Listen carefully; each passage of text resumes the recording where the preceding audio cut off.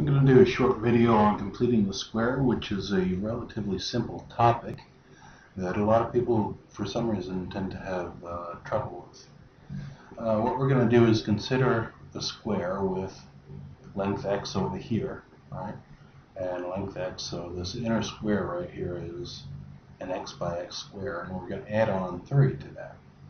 So we have inside here the area, x squared, right, x times x, length times width.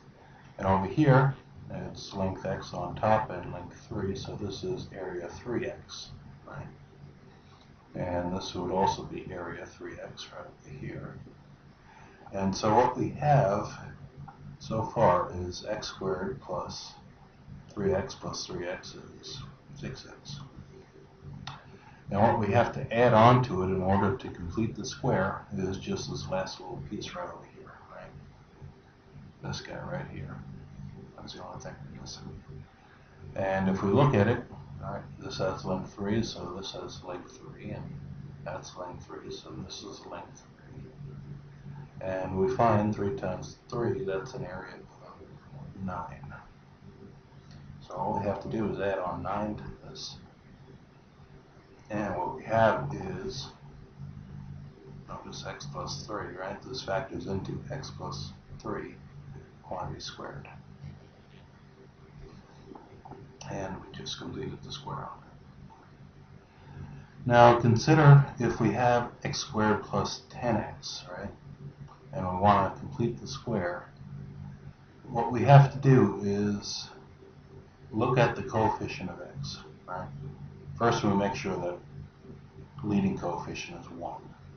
Then we look at the coefficient of x, and if we take half of that, right? We have to take half of it because what we want to do is split it up between those two rectangles, right? We still have length x and x, so this is still x squared. But we want to split this 10x up evenly so that we have 5 over here and 5 here, right? And you see what's going to happen is this is going to be 5x in here, that'll be 5x. And what we have to do is add on half of this 10x squared. So half the 10, which is 5, we have to add on 5 squared, or 25. So by adding on 25 here, we complete the square. So this is now x plus 5 quantity squared. Okay. Well, this geometrical representation is pretty nice, but it gets slightly more complicated if you want to do subtraction in here instead of an addition. So let's look at the case where we have x squared minus 10x. And I'll show you how to put this into geometrical terms.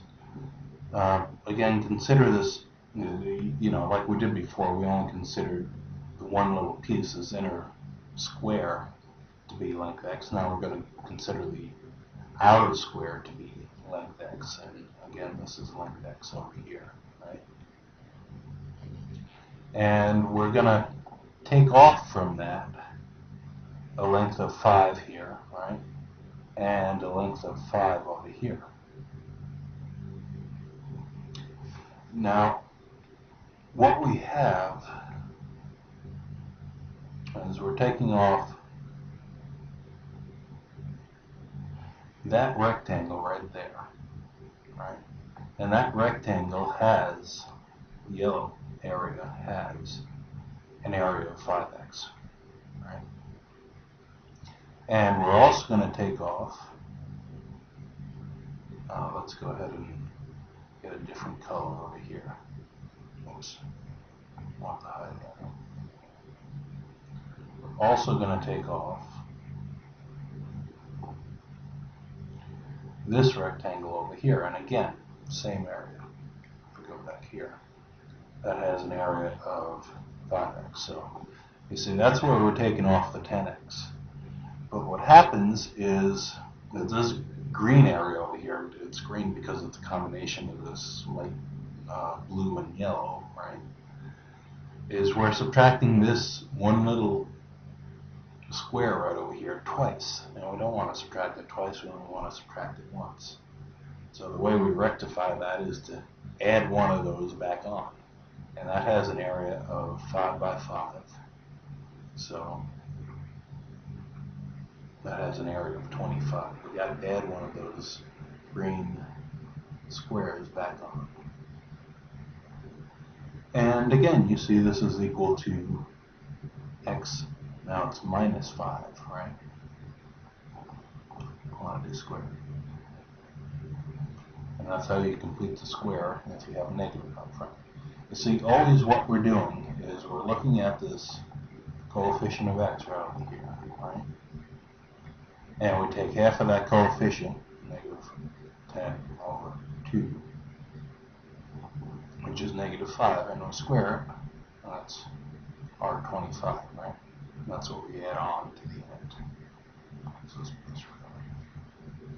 and that's how you complete the square. So let's go ahead and try a case where you might run into this in an actual problem. You might be given something like this equation right here and be asked to put it in this form. Well, as you can see, that involves completing a square. So how do we go about doing this? I think the first thing that I want to do, and there are a couple of different routes that you can take. Alright, I mean, you could divide the whole thing through by 2. I'm just going to go ahead and factor out 2. So we have 2 times x squared plus 6x. And that's all I'm going to factor the 2 out of. I'll leave a plus 1 alone. That's equal to 1. Right? And now what I want to do is I want to take this piece in the parentheses and complete the square. And so what I got to do is look at this 6 right over here, right? I want to take half of this 6 and square it. So what I have here is x squared plus 6x. Half of 6 is 3. Square that, you get 9.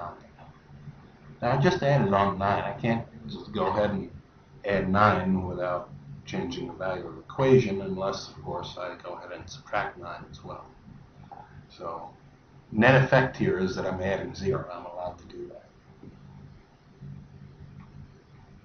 So a little trick that we use in mathematics, you add something and then subtract it back away. It doesn't change the value of the equation. And now what I'm going to do is I'm going to distribute this 2 back over these parentheses, but I'm going to do it in 2 pieces. That's one piece right there, and here's the other piece. Right? So distributing the 2 over this, right? I have 2, except this x squared plus 6x plus 9, I'm going to rewrite as x plus 3 quantity squared. Right? And distributing this 2 over the minus 9, now I have minus 18. And still the plus 1 on the end. That's equal to y. Okay. And now all I have to do is combine these 2 terms, so I have 2 times x plus 3 quantity squared minus 17 is equal to y, and we're done. We're in this form. So that's how you complete the square. Thanks.